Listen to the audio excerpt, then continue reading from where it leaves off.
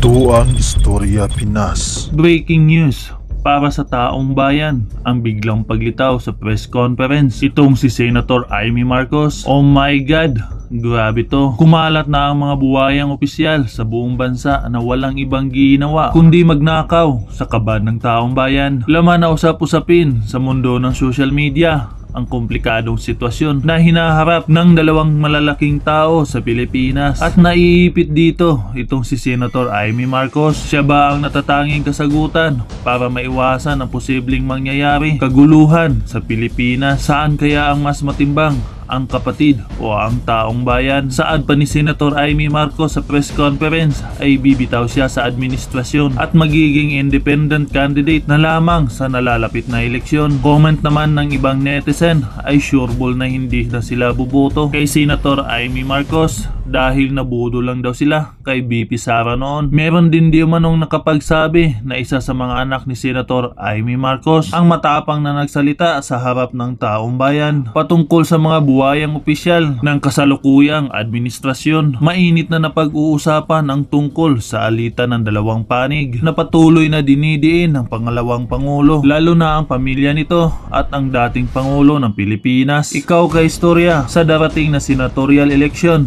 sino ba ang iboboto mo? I-comment mo sa baba. Kaya sabi pa ng mga dismayadong madlang netizen, wala nang titiwala kay Amy. Manga, never to Amy Marcos. Forever nevermore.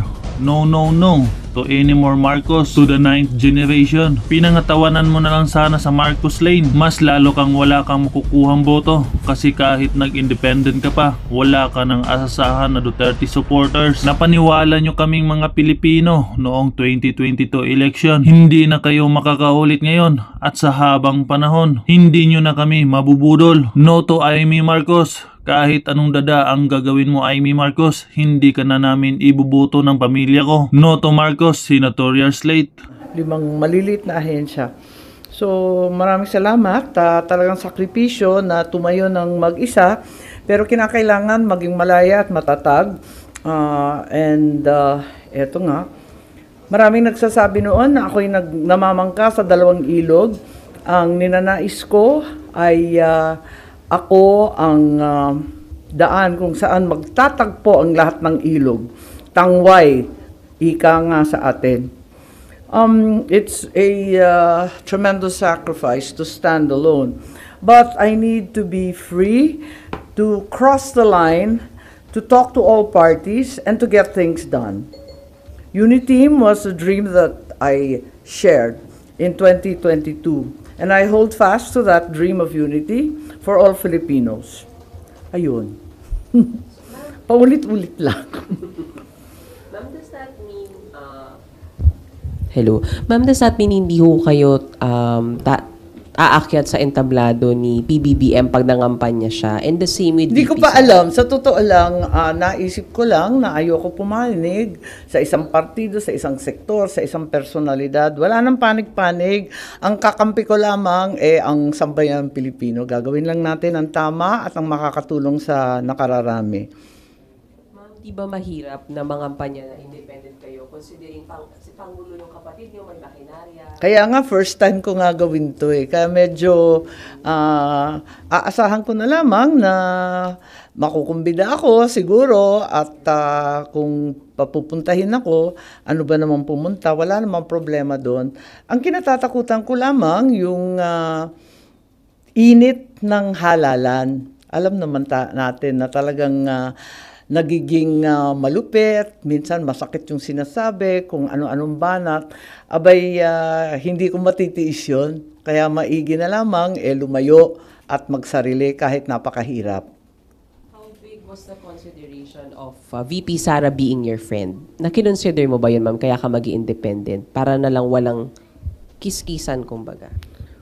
Ang malaking konsiderasyon, yung sitwasyon ko. Yun talaga ang pinakamahalaga. Kung may dalawa kang malapit na kaibigan at sila'y nag-aaway, kakampihan mo ba yung isa laban sa isa? Siyempre, ang gusto mong mangyari, pagbatiin sila, magkausap sila, at ikaw na ang magiging daan para doon. At kung hindi pa sila handa na magkaisa, mag-iintay ka muna sa tabi. Hindi ka papanig dun sa isa at ayaw na ayaw mo na magkaroon ng alitan yung mga kaibigan mo. Ganun talaga yun. At para sa akin, if I stand alone, I will be able to cross the line. I can cross that line in order to get things done. And that to me is the most important, is to be able to get things done time and time again. Already, I think I've been successful in firstly being able to shepherd the Agrarian Reform Condonation Project. Nabigyan natin ng mga titulo, nag-umpisa ito kay Presidente Duterte.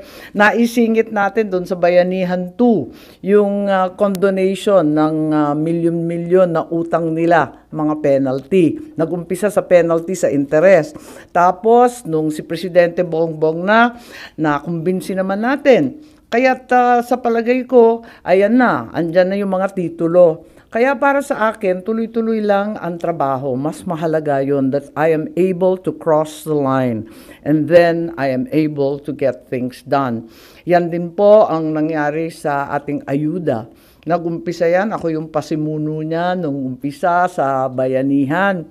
Talagang pinagpipilitan ko kasi ako yung head ng DSWD na kailangan ng tao ng ayuda. Nagkagulo-gulo nga yung SAP 1, SAP 2, pero napursige natin. And we were able to carry it over after the pandemic in 2022 when it became very apparent that the economy was still struggling to recover and that all Filipinos were having a very difficult time with the cost of living.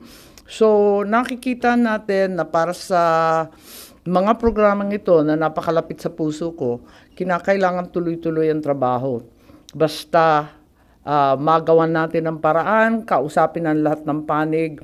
Hindi naman ako mahilig na makipag-away. Sa totoo lang, sasabihin ng matapang ako, sabihin na rin mataray, tanggap ko naman, pero hindi ako pala away. Kaya gusto ko magkasundo lahat at gawin ang nararapat at kinakailangan ng ating mga taong bayan.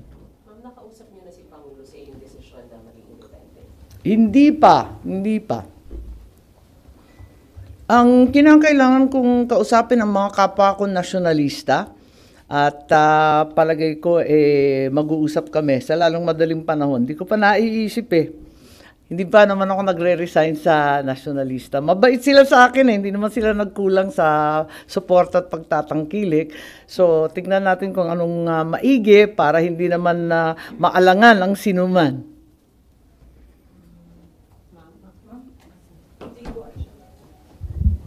Maglalaban nga rin ho ba yung mga anak nyo ni Presidente sa Ilocos? May anak din kayong tatakbo sa Ilocos na makakalaban ng anak ni Presidente? Ay, walang ganon. Wala namang ganon. Kailanman, di naman kami nag-alitan o nag-away ng kapatid ko Sa totoo lang, mahal na mahal namin si Bongbong. Ever since siyang pinakamabait sa amin lahat At saka iisang lalaki yan. Ading ko pa. Kaya hindi naman kami nag-away kailanman, hindi nagkaalitan at hindi mangyayari na maglalaban-laban yung mga anak namin. Si Sandro, magpapare-elect, si Matt, magre-re-elect. Iba naman yung posisyon ng dalawa. Nagkukonsultahan nga sa mga survey at palapit na ang filing. Basta hindi mangyayari ma'am na maglalaban mga anak niyo sa Ilocos? Wag naman sana. Yung pinsan ang hindi uso. Aray ko. Ma'am, nakausap niyo rin po yung mother ninyo about your decision? Yung nanay ko nalulungkot sabi niya, ba't naman ganon? Sabi ko, mas maganda naman para sa pamilya, palagay ko, para sa kabutihan ng lahat, para nakakausap natin lahat ng sektor, meron tayong daan na makisuyo sa iba't ibang panig. At yun naman ang turo ng aking ama, isang bansa, isang diwa. Huwag tayo magkawatak-watak. Tapos, ma'am, nabanggit niyo po na gusto niyo nga po you're able to cross party lines. So, ma'am, meron po kayong plano na mamagitan din po kay VP Sara and sa kapatid niyo? Sa palagay ko, secondary na lang yan Ang akin talaga talagang kailangan na na tumayo ng mag-isa para yung tama ang gagawin, wala nang kakampihan at wala nang alitan, walang turuan. Pinipili ko na lamang na yun nga, manindigan na malaya't matatag, na walang dapat kampihan kundi ang sambayanan. Pinapaliwanag ko pa sa nanay ko. Sorry, makulit. So, pag na-invite kayo ni Pangulo sa entablado niya, okay lang sa inyo? Okay lang sa akin, tignan natin. Pero alam mo, may tinanong siya eh. Sabi niya, kung bahagi ka ng alyansa, babanatan mo ba ako? Eh di sabi ko, nagpaabot din ako ng message. Siyempre hindi naman kita binabanatan kahit kailan. Yung mga tauhan mo pa. Yung mga ibang aligad, yung mga nag-aaligid dyan. O, sige. Pero, hindi ko naman gawain yan. Tapos, nung umuwi ako, napaisip ako. Hindi naman ako bumabanat sa kanya. Okay, tama na yon. Ang problema, kapag may bumanat sa mga kasangga natin, na sa palagay ko wala namang kasalanan sa atin, may utang na loob pa kami, abay, ibang usapan yun. Baka mag-react na ako, hindi ko kakayanin. Baka ako naman ang nagtatalak sa entablado, magwala doon, o mahimatay. Hindi ko alam eh. Baka may dramang ganun eh. Wag na lang. Kaya maigi pa, tumayong mag-isa sa kampanya, sa politika. Ay, yan naman ang turo ng tatay ko. Napunta kami sa Puntod nung 28, ika-35 anniversary. Ayun, para hindi na malagay sa alanganin ng kapatid ko. Kasi kinakabahan na nga siya, baka kung ano daw, yung aking ading, baka malagay pa sa alanganin. At yung mga kaibigan, masaktan. Maigi na yung tumayo kong mag-isa kahit napakahirap umikot na mag-isa. Nagkausap din po ba kayo ni VP Sara about this? Nasa tuktok ng bundok yun eh. Hindi ko malaman kung saan siya. Pero alam niya na hindi ako sumipot. Ma'am, kung sakali mag-endorse si VP Sara at imbitahan din po kayong sa entablado. Hindi ko pa naiisip. Alam mo, hindi ko pa naiisip yung mechanics. Ang alam ko lang, ayokong pumanig yung isa sa isa, kumampi sa kabila. Ayoko nang ganun eh, nahihilo ko. Hindi ko malaman kung saan ako susuot ng ganyan. Pero kung paano yung operations ng campaign ko, hindi ko pa naiisip. Sa totoo lang, alam ko lang na gusto kong malibre, malaya, tapat. Walang grupo, walang alyansa, walang kaaway. Basta ang kakampihan ko lang bawat Pilipino. Ma'am, sorry, may date na po kayo ng filing niyo, ma'am. Sorry? May date na po kayo for your filing. Oo, nag-aantayan lang kami kasi hindi ko pa rin alam dahil hindi rin ako resigned. Hindi naman ako nag-resign sa NP. Tignan natin kung anong maganda. So, binubuo ko pa lang yung mga dokumento ko eh. Kailan yung meeting mo sa NP, ma'am? Definitely today or tomorrow. Tingnan natin. But do you need to resign from NP, ma'am? Hindi ko alam eh. Wala naman akong problema sa NP. Ang akin lamang, kinakailangan maging independent ako sa alyansa. Dahil part siya ng admin race. Mahirap kasi eh. Palagay ko may maririnig ako hindi ko gusto. Baka mahirapan na ako noon. Ma'am, how about leave lang? Sorry? Leave. Mag-leave lang po sa party. Parang ligo pa. Hindi ko pa alam. Pero possible naman na NP kayo, pero wala independent. Pwede ba yun? Sa totoo lang, dun sa rules ng COMELEC, hindi naman nakalagay yung alyansa eh. Kasi hindi naman siya rehistrado. So, linalagay lang yung partido mo o kung independent ka. Sa ngayon, nasyonalista ako. Ayun. Kanina nag-aalangan kayo na ipahandle na sa National Commission of Senior Citizens yung pagbibigay ng social pension. So, ano yung magiging recommendation ninyo? DSWD muna. Sabi niyo kanina, may problema pa sa leadership ng commission. So, may concern kung kaya nilang i-implement yung social pension for senior citizens? May kaguluhan eh, di ba? Dapat 7 yung commissioner. Yung isa suspendido, yung chairman, hindi pa nakakaupo. Yung ikalawa, bumalik, pero galing sa suspenso, may kaso. Yung ikatlo, overstaying, mahigit 1 taon. O yung natitira, 4. Parang magulo yun.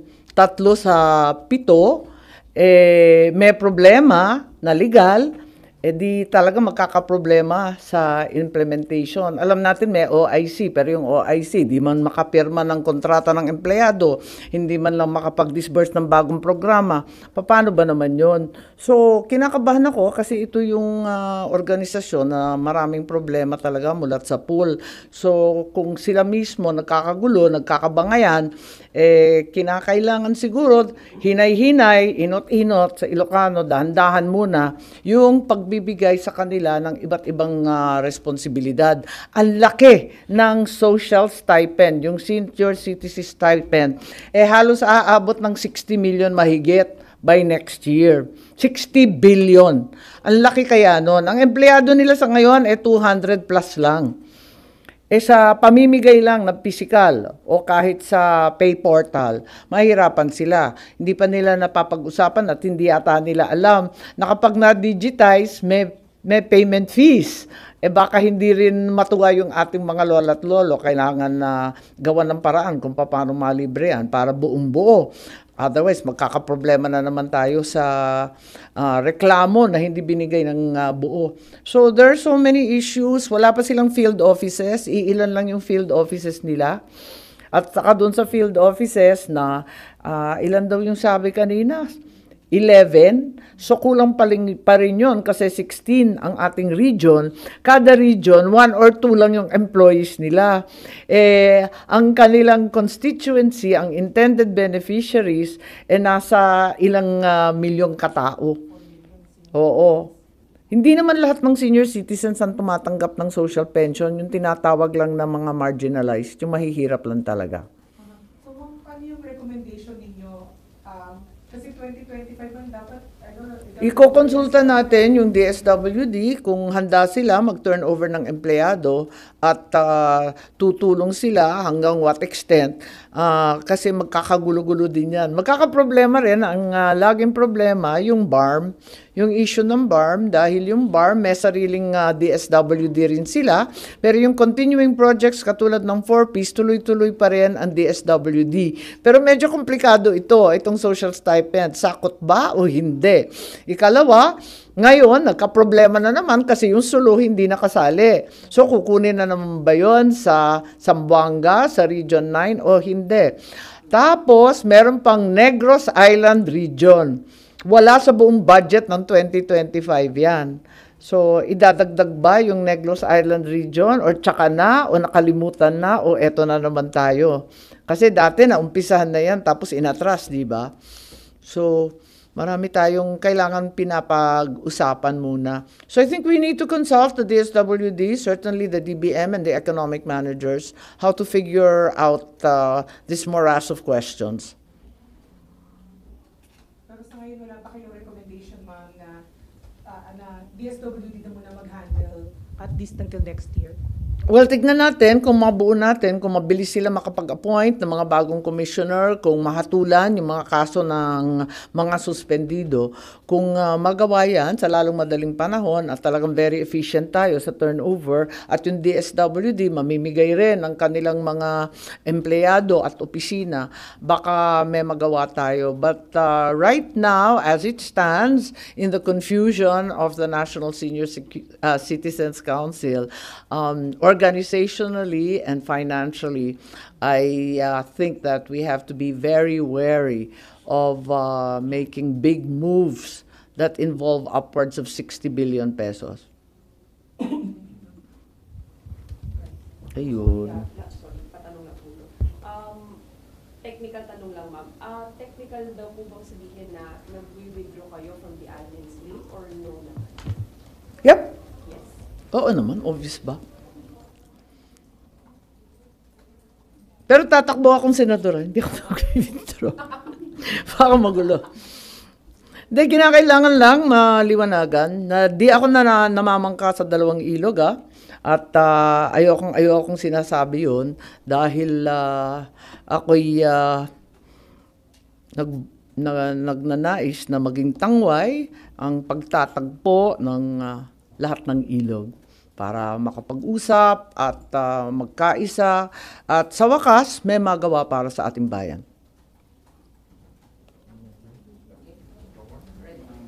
Finish.